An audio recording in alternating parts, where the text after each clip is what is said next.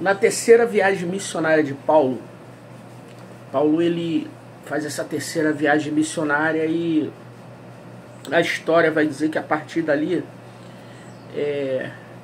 algumas igrejas começam a se desenvolver, a se abrir, com pessoas que estão se convertendo segundo a pregação de Paulo, né? A carta que nós lemos, a carta de Filemão, é prova disso, que alguém escutou aquilo que Paulo pregou e trouxe essa fé para dentro dessa cidade. Filemão é alguém que profere agora a fé, né? Olha as características desse homem. Era rico, senhor de escravo, influente, cristão, adorador, figura importante da igreja primitiva. E agora Filemão, ele tem uma igreja dentro da casa dele, irmão. Começa a pregar aquilo que lhe foi ensinado, né? Em um determinado momento da história de Filemão, a igreja na casa dele, parece que tudo estava fluindo bem. A Bíblia diz que agora se levanta um escravo chamado Onésimo, rouba Filemão e foge.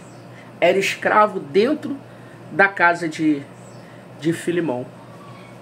A Bíblia diz que Onésimo foge. Só que, irmãos, presta atenção que eu vou falar. A vida de Filemão continua. Não é porque ele perdeu algo, não é porque algo aconteceu que ele tem que parar com tudo. Que às vezes é assim, irmão, às vezes a gente está numa caminhada com Deus, aí acontece alguma coisa que foge o nosso controle, a gente quer largar tudo, a gente quer desistir, a gente quer... Presta atenção, Filemão continuou com propósito. Paulo, quando vai saber dessa história, Paulo começa aí, eu vou falar um pouco mais para frente, mas vou dar um spoiler agora. Paulo, quando sabe dessa história, Paulo fala assim, ó: eu sei o que tu tem feito, eu sei como tu tem amado os santos aí em Colossos, na tua casa, eu sei que tu tem sido fiel à palavra de Deus, porque a vida continua, irmão. Não é porque que eu perdi algo, que algo deu errado, que algo não aconteceu da maneira que eu queira, que eu tenho que largar aquilo que eu estou fazendo e parar com tudo daquilo que eu comecei. O Filemão não é assim. Filemão continua pregando, Filemão continua com a igreja na casa dele e dando continuidade à sua vida. Mesmo que ele tenha sido roubado, né? Mesmo que ele tenha perdido um patrimônio, porque escravo era patrimônio. Desculpa, gente, estou com pigarro aqui danado. Filemão continua. Só que Onésimo foge, irmão, e nessa fuga de Onésimo, ele está fugindo e não está olhando para trás, irmão. Prejudicou o seu senhor, roubou o seu senhor e foi embora, fugiu. Só que, irmão, não sei se foi em Éfeso ou se foi em Roma. Eu sei que ele teve um encontro com Paulo, tá? E a Bíblia diz que Paulo, né, na própria carta, diz assim, olha, foi gerado Onésimo foi gerado nas minhas entranhas. Paulo ganha ele em algum dos sermões de Paulo estava vivendo a sua primeira prisão, tá? Paulo foi preso 3 vezes, está vivendo a sua primeira prisão. Paulo está preso e acho que numa dessas palavras poderosas de Paulo ganha Onésimo para Jesus. Veja bem, Paulo está preso, mas está pregando, tá? Paulo está vivendo um dia ruim, viveu 3 prisões, mas nada calou a boca de Paulo. Pega isso. Nada calou a boca de Paulo. Prenderam as mãos, os pés, Paulo estava louvando e adorando. Prenderam Paulo, me cessaram o direito de ir e vir, mas a minha boca eu estou pregando, vou continuar pregando. Paulo está pregando e numa das pregações ele ganha Onésimo, né, para Jesus. E nisso, irmão, eu acredito que quando ele ganha Onésimo, começa agora, né? Onésimo olha ele como líder e é assim, né? Às vezes quando a gente olha as pessoas... Você que está aqui, alguém ministrou na tua vida, alguém falou sobre Jesus e em determinado momento você deve ter contado alguma coisa da tua vida, da tua história para essa pessoa. E é o que acontece. Onésimo contou o que ele tinha feito. Eu acredito que tudo isso levou a esse acontecimento, né? Onésimo está vivendo agora um arrependimento total daquilo que ele fez. Tanto é que tu não tem voz de Onésimo na carta a Filemão, dizendo eu não vamos matar nada. Ele podia falar assim, Paulo, eu estou convertido hoje, tu me ligou para Jesus, eu quero ficar aqui contigo, eu não quero ir lá não, por quê? Porque chegar lá vai me matar, mas nada. Ele não bateu o pé em nada, ele não desistiu de nada, ele falou, não, se é para ir eu vou. Então Paulo agora redige a sua carta, escreve a sua carta. Olha, Paulo começa a carta a Filemão do versículo 1 ao versículo 7.